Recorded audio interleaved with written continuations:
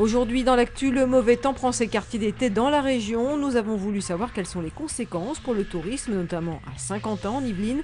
Certaines structures affichent jusqu'à moins 20% de fréquentation. Si vous aimez le cyclisme, vous ne manquerez pas la dernière étape du Tour de France, le 22 juillet, qui empruntera notamment les côtes de Saint-Rémy-les-Chevreuses et de Châteaufort. Allez, en selle. Grands travaux de restauration du bassin de la Tonne au château de Versailles. Le chantier va démarrer en novembre pour durer plus d'1 an. C'est un bassin primordial car il distribue toute l'eau du réseau des fontaines. Et puis, été en sable à Montigny, le Bretonneux, une animation qui a démarré le week-end dernier au gymnase Cola. Le temps fait la grimace et le bilan touristique yvelinois est d'autant plus maussade que la comparaison avec 2011 est forte tant celle-ci était exceptionnelle. Le premier semestre 2012 se distingue lui par des précipitations 2 fois plus élevées que la normale et un temps d'ensoleillement divisé par 2. Les plus durement touchés par cette absence de rayons de soleil sont les activités en plein air. Au Parc de France Miniature à Elancourt, la baisse de fréquentation est d'environ 10%. Dès le retour du beau temps, nous attendrons nos visiteurs et pour cela, non, nous n'appliquerons pas de politique tarifaire spéciale, mais plutôt un renfort de communication. Nous allons peut-être communiquer un petit peu plus qu'à l'heure actuelle, notamment sur août, ce que nous n'avions pas l'habitude de faire. Jusqu'à maintenant, notre communication se basait beaucoup sur le mois de juillet. Nous allons l'étendre jusqu'au mois d'août, comme ça, dès le retour du beau temps, en espérant que nombre de franciliens et provinciaux penseront à nous. Le constat est le même au musée de Port-Royal des Champs qui subit une baisse de fréquentation d'environ 20%. Nous maintenons les activités habituelles au musée, les expositions temporaires, l'exposition permanente bien sûr, des saisons de concerts ou de spectacles, ce qui est une façon aussi de dire à notre public qu'il y a toujours des choses à faire, même si le temps n'est pas si bon. Le site continue de vivre tout l'été grâce à l'animation estivale Les Portes du Temps. Les Portes du Temps, c'est une opération que le musée reçoit depuis maintenant 7 ans. Et chaque été, au mois de juillet, le musée accueille les enfants des centres de loisirs de Saint-Quentin et du département pour une visite théâtralisée avec des acteurs qui racontent l'histoire de Port-Royal. Et puis des ateliers de pratique artistique l'après-midi. À Rambouillet, le camping Utopia est quant à lui complet toutes les fins de semaine car le mauvais temps ne dissuade pas les Parisiens en mal de grand air. L'année dernière, c'était plus facile de planifier parce qu'il y avait des gens qui sont réservés beaucoup plus en avance. Et en ce moment, c'est hyper dernièrement. Les gens qui voient le temps, s'il fait beau, ils viennent. Les conditions météorologiques de ce début d'été entravent les espoirs des centres culturels de faire autant d'entrées que l'année dernière. Dernière étape du Tour de France dimanche 22 juillet, une 20e étape en grande partie dans les Yvelines, ville de départ Rambouillet, et dans la traversée du département, 2 côtes de 4e catégorie, celle de Saint-Rémy-les-Chevreuses et Châteaufort jusqu'à la stèle Jacques-Anquetil. Alors si vous voulez repérer le parcours, suivez le guide ou plutôt suivez la voiture. Direction la D938, la route sillonne et grimpe jusqu'au quartier de Cresly à Manille-les-Hameaux. Un stop indispensable par le bar-restaurant de Michel Horry. Ce gérant installé depuis 8 ans ne travaille pas le dimanche, mais pour l'occasion, il sera ouvert et il a pensé à tout. Nous allons préparer un buffet ouvert la journée avec le PMU. Et puis, nous allons préparer un barbecue certainement avec différents produits à un prix très attractif. Ça sera ouvert le midi et jusqu'à passage du tour vers 15h30.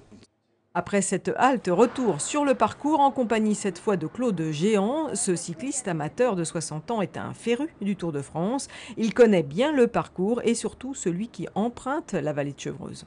Je le trouve sympathique, mais quand on a fait un petit passage, comme je l'ai fait il y a 3 semaines dans les Alpes, et qu'on a grimpé des cols comme la Madeleine qui font 26 km et demi, quand on revient, on a l'impression que ce sont des petites bosses toutes gentilles, et je pense qu'il les passe avec une facilité déconcertante. Quand je les vois monter l'école, c'est pas monter l'école qui m'impressionne, c'est la vitesse à laquelle ils montent l'école. Le Tour de France, une épreuve festive et sécurisée. Plus de 640 policiers et gendarmes seront sur le bord de la route.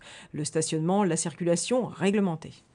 Pour permettre à la course de passer, c'est pendant 4 heures que le Tour va sanctuariser la voirie. Autour du passage de la course, c'est 2 heures avant, 2 heures après que la voirie sera neutralisée pour les usagers de la route. Il est donc important de bien respecter les consignes de sécurité, faire attention aux enfants qui pourraient traverser la route et surtout s'il fait chaud, pensez à bien s'hydrater et bon Tour de France. séance détente, livre à la main, partie de ballon ou construction de château. Bienvenue à Montigny-le-Bretonne-Plage. Jusqu'au 2 septembre, la commune propose la 4e édition de l'été en sable aux abords du gymnase Alain Colas. L'idée qu'on avait, c'était de fournir un environnement en vacances, avec un peu de soleil si possible, pour les ignimontains, soit les ignimontains qui ne partent pas en vacances, soit ceux qui partent, la plupart d'ailleurs, qui ne partent pas 2 mois. Le mois où ils ne partent pas, eh bien, ils peuvent disposer ici du sable et des différentes activités. Avec une météo capricieuse en ce début juillet, la fréquentation est forcément loin de répondre aux attentes malgré les nombreux ateliers et spectacles proposés. Pour autant, l'initiative est toujours bien accueillie par le public. Plus d'1 millier de personnes est attendu. Rappelons que 46% des Français ont déclaré ne pas partir en vacances cette année.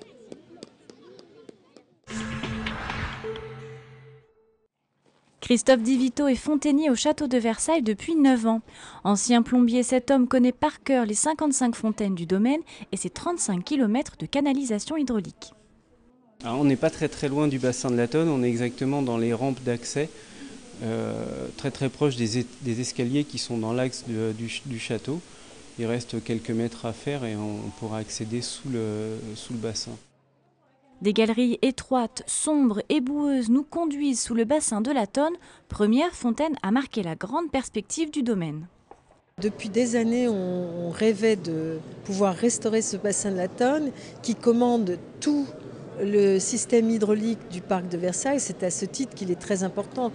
Pour cette fontaine, 74 jets d'eau sont alimentés par une double couronne de plomb, telle une araignée souterraine. Souffrant de nombreux dysfonctionnements, les infrastructures, la fontainerie, mais aussi les décors sculptés se verront restaurés.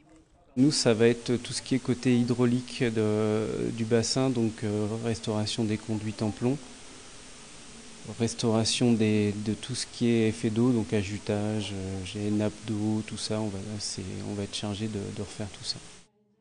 Un chantier extérieur ambitieux, équivalent à la restauration de la Galerie des Glaces pour l'intérieur du château, comptait 7 millions d'euros pour la réfection du bassin de la Tonne et 1 million pour ses parterres, soit 8 millions financés par la Fondation Philanthropia. Un nouveau mécène séduit par la qualité de ce lieu unique et le savoir-faire ancestral des fontainiers.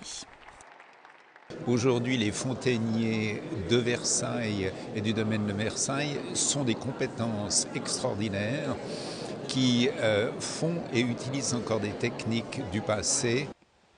La pyramide créée par Mansart au XVIIe siècle illustre la punition que Jupiter infligea à des paysans. Ces derniers avaient refusé à la Tonne de boire l'eau de leur étang. Pour venger la mère de ses enfants, Jupiter transforma les paysans malveillants en batraciens. Les travaux de restauration commenceront début novembre pour une durée de 16 mois.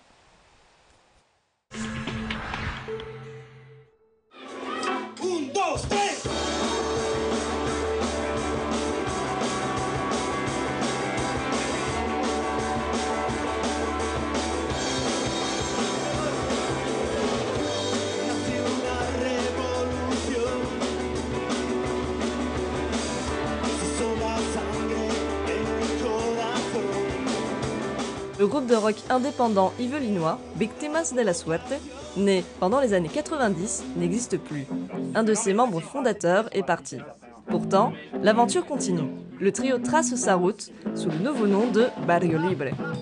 Javier Blanco, verrier-roi et leader du groupe, parle d'un vrai tournant. C'est toujours rock, c'est toujours en espagnol la plupart des textes, mais ça va plus dans un côté vraiment un trip rock, plus anglo-saxon, et peut-être moins festif, moins espagnol comme on le faisait avant. Et du coup, dans cette identité musicale, on se sent mieux, bizarrement. Donc on en est à un stade où on a tous notre profession, où on voudrait tous faire un maximum de concerts, etc., mais où l'implication de par la vie est un peu différente en fait. Si le but de Barrio Libre est de continuer à faire vivre leur musique, faire appel à un 4e musicien n'est pas exclu. Pour l'heure, le groupe est aujourd'hui à la recherche d'un manager.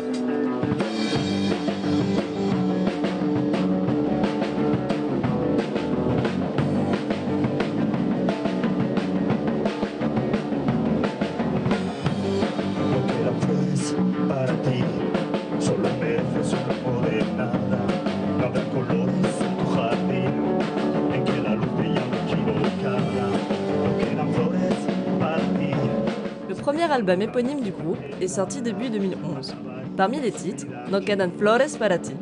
No quedan flores para ti, ça veut dire qu'il n'y a plus rien pour toi, il n'y aura plus jamais de fleurs. Tu ne mérites qu'un bouquet de rien du tout. S'il y a des fleurs, elles seront fanées. Bon, tout ça dans langue espagnole. Et puis, on dit à la personne en question, ça pourrait être un mec aussi, on dit avec du vent, casse-toi.